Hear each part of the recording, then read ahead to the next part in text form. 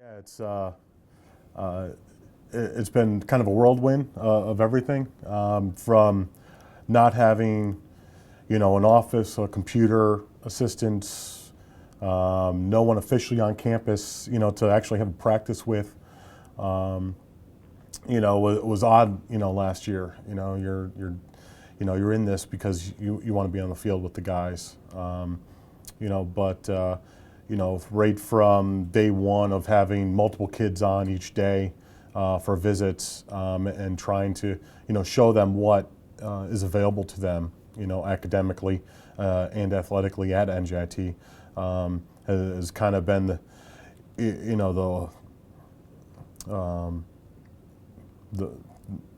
the mainstay of what we're trying to do. Obviously, we didn't have a varsity program before.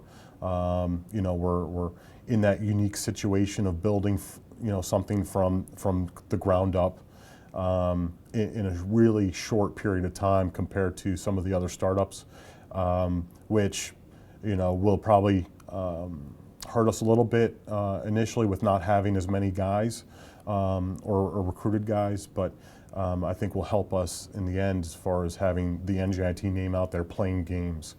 And like I said before, it's from not having an office to buying computers to buying printers to, worrying about, okay, what's the next step of how do you get, your NLI information together, with our compliance people, unofficial visits, official visits, to going to all these camps, and high school games and, traveling all over, while still trying to then get your assistants together and that kind of thing. Luckily all that has kind of worked itself out, and most of the time it does. And then the guys get on campus and all of a sudden things change again, because now you're like, oh, I got guys that we can practice with and go out and spend a couple hours and be around guys where that was missing for, 4 or 5 months. And obviously it's been a little bit of a change because you're dealing with young kids. You don't have the upperclassmen. We have a handful of guys that were at school prior to even the announcement of lacrosse being added there. Those guys have done a really good job of kind of changing their thought process. No one ever told them, hey, you have to be here at this time for practice, or you have to go to lift at this time. You have to go to study hall. So they've had to change gears a little bit. Freshmen, it's not, they just come in, they just say, okay, what do you want me to do? So we didn't have to kind of change them, at all. We just had to say, hey, you're here, you're here, you're here. And they've done a great job with that. We did things a little bit differently. We started with individuals first, then went into practices, and we ended last Friday, with our practices. So, so I think we've got some good momentum going. We're going to throw a lot at our guys come January 16th for practices, and hoping that they can deal with all of that. But it's been a pretty interesting ride as far as the small window that we've had to kind of get recruits on campus and then try to get these kids to kind of buy into what we're trying to do. I think the biggest thing for us that we're looking for is we're looking for really good kids. We need high character kids to come in, and try to establish that foundation. I think we've got a really good core group to work with this year, because they're going to carry over next year and the following year and the following year. There's no upperclassmen to, like I said before, to go, okay, what do we do? How do we go about going to study hall? How do we go about going to the weight room? So this year is, all about the foundation of what this program is going to look like in 10 years. And we've really tried to harp on a lot of the little things, whether that's you're going to study hall, how you're eating, how you're going to the weight room, how we're practicing. We've really gotten on these guys in those regards, and we're hoping that carries over to the big things come game situations, practices, and so forth. And then down the road, whether it's next year, 2 years, 3 years, 4 years, So, but I think it all starts with the kids, and the kind of character that they have to come in and buy into what this, is all about. Is probably the first piece to that. Well, the biggest benefit is they want to get into a conference, and a couple of these conferences that they want to get into, their first thing was you have to add lacrosse. That's huge, I think, for the growth of what lacrosse is going to be, in 10 years. For conferences to state that to a program and say you need to have lacrosse, I think is tremendous for what the growth is and going to be. And we're at a program that we can attract high-end quality lacrosse players because of the type of academics that we have. So we're going to be able to compete. Now, when that is, I'm not sure. Obviously, every program is looking to win every game, but we're looking to, when we get into a conference, compete for a conference championship and get to the tournament and then play from there. Lenny has done a great job, in making things happen for us. And even just the growth that they've had in the short period of time, just being a Division I athletic program, there's been tremendous growth. You look at what basketball has done. The upper administration has done a great job of now funding, and seeing the benefits of what that funding has done to NJIT. And now you look at a basketball win against Michigan, and you can't buy that kind of publicity. So, but it's been great. At Tech, I mean, we're limited in our numbers, and things will probably be fluid as we move through. At Attack right now, Johnny Roach out of Colorado, Gabe Giovanni, he's from Scotch Plains, Fanwood, and he was a middie in high school, but we're pushing him over to Attack. Connor Lowley from North Hunterdon. Those three are guys that right now we're looking at Attack. We could be a little bit flexible with maybe a couple other guys. But those guys, can handle the ball. They move very well. Quick feet, good change of direction on all those guys. So being able to kind of outrun some of these bigger, faster, stronger, junior, senior defensemen, it'll be nice to have some guys that can move down there.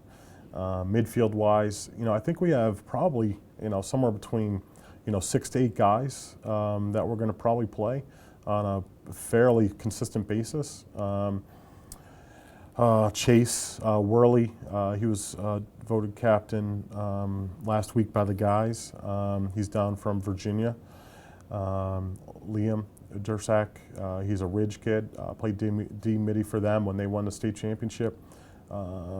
Is doing a tremendous job, all over the field. Big, fast, strong athlete. Ryan Bradway, another midi from Seneca, played basketball. And his vision kind of mirrors that basketball. Looking here, trying to think here.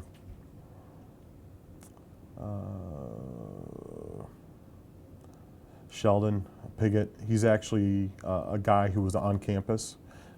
He's done a good job of kind of figuring things out after being away from the competitive high school game to being on the club team.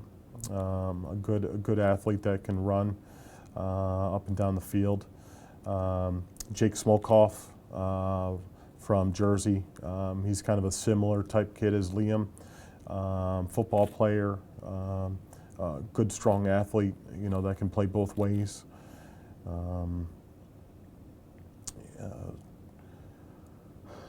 I know I'm forgetting a couple guys there, but those are kind of the core group of kids. Defensively, we're a little bit thin as far as numbers. We have one guy, Pat Smith, who's hurt right now. from North Hunterdon. We'll see kind of when he comes back. He can come back kind of in the next 2 weeks, but obviously we're out of school, so he's recovering from an ACL. Rich Brungy is a very good positional player, runs well, strong kid. Blake Sandman from Colorado, big lefty, tall, rangy kid, kind of can be used midfield, long stick, or down low. And then we kind of have a couple guys, that we're trying to figure out, okay, are you a close defenseman or a long stick? And in Matt Valdez, Adam Fargo, those guys will kind of compete for playing time, down on that end of the field. And then goal situation, we got 2 guys that will battle it out. Nick Marzullo from Old Bridge, New Jersey. I think he's probably got the edge on everything.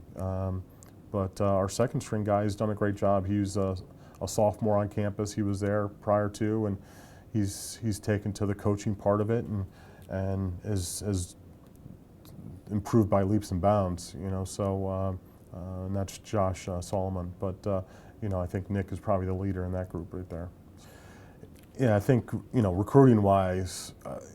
New Jersey, just lacrosse is, some of the best lacrosse, out there. I mean, you have your typical hotbeds of Long Island, upstate, Baltimore, and then Philly, but New Jersey's right there, with all of them. So being right in our backyard, will be extremely important for us, to be able to grab Jersey residents, but anytime that we can get somebody that wants the type of academic program that we have, we can recruit nationally off of. Whether it's Colorado with some of our guys, Florida, we can get those kids. And we're an hour and a half drive from the island, depending on the day. I think we're in a great location that, obviously, with Jersey guys and the in-state tuition of a state university, makes a lot of sense for us. But we can still, within the 2 hours, we have Philly, we have Long Island, we have upstate, which makes a lot of sense for us as well. And then the academic profile and the niche that we have, we can recruit nationally off of that. I mean, those are guys, one, they're great coaches and great recruiters. I think the biggest thing is trying to do player development is kind of the common theme, from all those guys. You're not dealing with seniors who've been around the block for 3 years. You're dealing with young guys that can learn more. That's been the common theme amongst all the guys that I've spoken with is player development, and banging home the fundamentals of lacrosse. I think of some of the high school kids that are coming out, some of them don't have the proper fundamentals of what it's going to take to compete at the highest level, Division I wise. So if we can get to that point where we don't have to worry about that, but every year we will. I think we'll be pretty good. But that was the common theme of, hey, make sure, don't forget about those guys. Yeah, you got to prepare for games, but worrying about them and how they're progressing through the season is probably more important than anything else. Taking care of yourself and making those guys worry about getting better individually, because the pieces will come. So that was probably the biggest thing coming away from those guys. Yeah, to have a win against a program like Michigan for our basketball team, has been unbelievable. And it's not just for the athletic side; it's for the entire university to kind of get that publicity. One is, the coaching staff is fantastic. So everybody's happy for them, that they can get to that point and get that win, and then be able to turn around and get the second win after it and not have the hangover. I think even means more, that it keeps that energy going, and it's been, almost a week now where people are still talking about it. And the more that name can be out there, the better it is for us and better, for the other athletic programs as well. But, as for the university too, we're able to continue to draw, more kids who didn't know, and then they can look up that, on the webpage and go, oh, they have my major, and they just beat Michigan. Maybe I should be going there. So it's a lot of excitement. It's more reporters and more media, and that they now have to deal with. But I'm sure that they're extremely happy to now have to deal with that. Well, it's we're located in Newark, New Jersey, right kind of in between 280 and 78 going into the city, and we're located in University Heights, which has NJIT, Rutgers, Newark, and then Essex Community College, kind of all stacked there. So you have 3 schools with about 30,000 kids, in probably about 12 square blocks. And we're only about 6 blocks from downtown Newark. Easy access to all the major highways and airports and train stations and all that. So for us, it's easy to jump on a plane, go to Colorado to see one of our guys, or be able to get on the turnpike now that the 6 lanes are now open, and drive south to some of these recruiting events. Location-wise, I think we're in really great shape. Facility-wise, we have a field right on campus that's in excellent condition, but we are in the process of going through drawings with an architect to build a new facility, which will be great for all of our programs on campus. New basketball arena, new weight rooms, new pools, new offices, new training room, for everybody. And then that would then coincide with the new field on top of that as well. So all that kind of is continuing to kind of go and set its wheels in motion. Obviously, having the win with Michigan, now maybe we have some deeper pockets to go a little bit more lavish on what we're trying to build. But right now that number's $100 million. So I think maybe we could push that to 2. So we'll see what happens with as donations start to come in. So.